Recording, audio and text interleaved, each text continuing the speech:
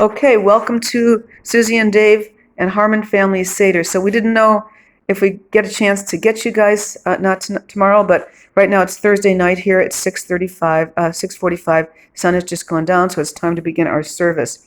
So the Haggadah is our guide for tonight's service. I'm not sure how much we've already done this last night. We're going to do it again, try to do it for you.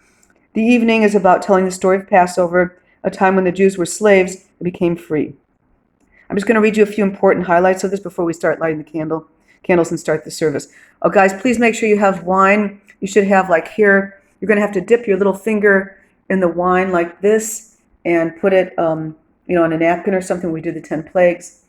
And you're supposed to have some broccoli or some kind of lettuce or something and some kind of like horseradish or wasabi for the horseradish. And then some kind of matzah, hard-boiled eggs and salt water. We're doing the best we can here. There's our matzah. You can take it out of there. And you're supposed to have 3 pieces of matzah, and in between a napkin, there's one in the middle, one in the bottom, one on top. And then some kind of parosis, which we made here. So we did the best we can do. Okay, so I'm just going to read a little bit, and then we're going to start lighting the candles and saying the blessing over the wine. So if you guys could be ready tomorrow morning, our time around 10 o'clock should be around anywhere from 6 to 9 o'clock your guys' time. So we'll try to do some of this again tomorrow. Anyway, in case we missed it, we just want to tell you Passover Seder means order. There's a particular order in which we tell the story, and we've been telling it this way for 2,000 years. There's very many special customs that accompany the Seder, so tonight we come together as Jews have for generations to retell an ancient story to celebrate the freedom of the Israelite slaves. We also imagine a hope for a world where everyone is free. So I'm going to light the candles now. Dad, you want to light the candles? And I'm going to say the blessing over the candles as he lights this for us. Baruch atah Adonai Eloheinu melech haolam, asher kiddushanu b'mitzvotav v'tzivanu lecha halik ner shel yom tov. Amen. I can't do my hands, but if you can do it, Dave, for me, because I'm holding this. Yeah, God bless this house 3 times around. Slowly. God bless this house and everyone in it. Amen. Okay, now we begin our service. We begin 7 days of Passover. And in between this, I sent you guys the Seder so you can follow through. And of course, I won't go through this whole thing for you guys. But in the Seder, my parents, I'll kind of interject some of the things to give you some history. My parents and what our Seders were like. We always had 25 people there and all these tables put together. We had caterers there and used our silver, and it took days to get ready for everything. It was really quite a big deal. A lot of my friends came to it too. And we would go around. My father was the head of the household, like your father is here. And then we would go around the table and everyone would read certain parts. The youngest child would read the 4 questions. The oldest unmarried child would get the blue glass and then say the first blessing over the wine. So everyone has their own little traditions, I'm sure. So I'll just go to, okay, so Dave, you want to hold up the Seder plate? Let me move this. So here's the Seder plate. Of course, Dad had to draw it because we don't have all the pieces. This was long and drawn out.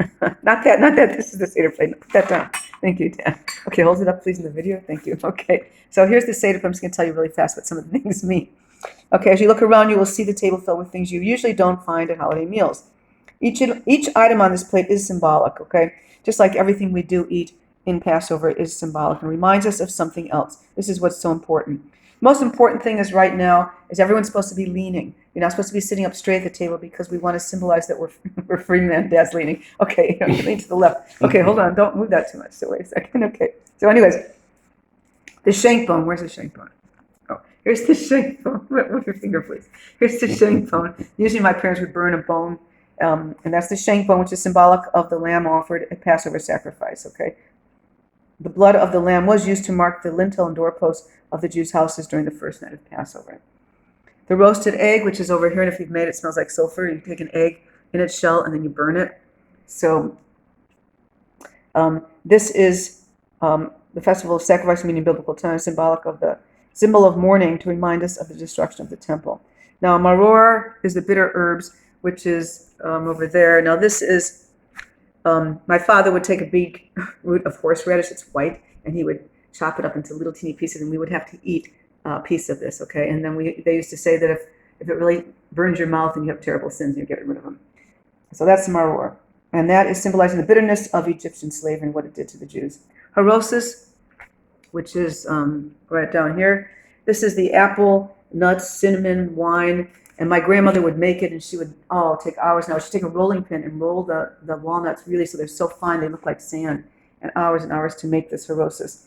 And that is symbolic of the mortar used by the Jewish slaves to build the Egyptian structures. Sweet, because sweetness is symbolic of God's kindness, which was able to make every slavery more bearable. Karpus is the vegetable. Now they say you can use lettuce. I have broccoli that I'm using. And this was an appetizer in biblical times. It may now be identified with spring and the first Passover. The salt water it is dipped into. Make some salt water, just basically some warm water, and put some tons of salt in it. And that's representing the tears that shed during the Egyptian slavery. What's this? Well, we don't ever use that, so we're going to skip the orange thing. Okay, you can put that down. Okay, now we're going to go to the most important thing, the first cup of wine. So, first of all, this is Elijah's cup. You need to have 1 glass of wine just filled all the way to the top with wine. That's for Elijah, the prophet, that comes in to visit every Jewish home and takes a sip of this because the Messiah is going to be here next year and free us all. Okay, so anyway, let's hold our first cup of wine up. Dave, you want to hold the wine up? And do you want to say the blessing? I'll say it with you. Baruch atah Adonai Eloheinu melech. Stop. I'm not looking. Baruch atah Adonai Eloheinu melech haolam. Borei peri hagafen. Amen. Drink it all up, Dave. Stop. Uh-oh. You tell me what it tastes like first. Uh-oh. Yeah. Oh, yuck. Oh, my gosh. Mm. That's terrible. I'm drinking my real drink. That's terrible. I think I'm getting mine too. Oh, awful. Anyway, sorry, you don't drink wine here in the island. It's been here for years and years, and it's all terrible tasting. But we're doing the best we can. Sit back and relax. Both of these recommendations actually are part of the Passover tradition because tonight we are meant to feel like we're royalty. Would you bring your pillow, sit on your pillow, and be free? Raise your glass now. The first of 4 cups. The number 4 will appear numerous times throughout the Seder. Here it is to remind us of the 4 terms used in the Torah for God's promise of deliverance for the Israelite slaves. Raise your glass, and as we say together, you want to raise your glass? Mhm. We say together the Kiddush again. Well, we just did that. Blessed art thou, Lord our God, King of the universe, who creates the fruit of the vine. Okay, now we go on this. We have said the blessing for the wine, have sipped our first 4 glasses. We're supposed to drink it all, not sip it. But anyways, and we cannot have yeast in bread, but we can have it in Passover wine. Kosher wine began in blah, blah, blah. I'm not going to read this. You guys can read all this yourself. Blah, blah. It talks all about the yeast, all about blah, blah, blah, blah, blah. This is not going to read the poem about the free bird and whatever caged bird thingy. Okay, now we'll go to the next thing. Green vegetable, which represents spring. Take your lettuce or your broccoli, like we have right here, Dave. Okay, and our salt water's over there, so we're going to dip this in horseradish. So take your broccoli. Everyone hold a piece of broccoli. Some families, my parents sometimes would have a potato too instead, because in the older days, Dip it. dip it. Wait a second. Because they would use what was available. The origin of the dipping custom goes back to the days of ancient Romans who lived in the same time that the Seder service was set up by the rabbis. Wealthy Romans started their banquets with fresh vegetables dipped in sauce or dressing. Jews chose to start their ceremonial meal the same way to show their freedom to eat like fancy Romans. However, dipping the karpas in salt water is to remind us of the tears shed during slavery and our journey to freedom. So now we dip the karpas into salt water using horseradish, just use horseradish. The salt water and celery, parsley, pepper, whatever you want to use in a bowl of salt water. Raise the broccoli up and then eat the vegetable. Blessed art thou, Lord our God, King of the universe, who has created the fruit of the vine. Baruch atah Adonai Eloheinu melech haolam, borei peri ha'adamah. Adamah means vegetable. Okay, and there's the Seder biblical. Okay, so I'm going to turn this off for a minute and then we'll continue.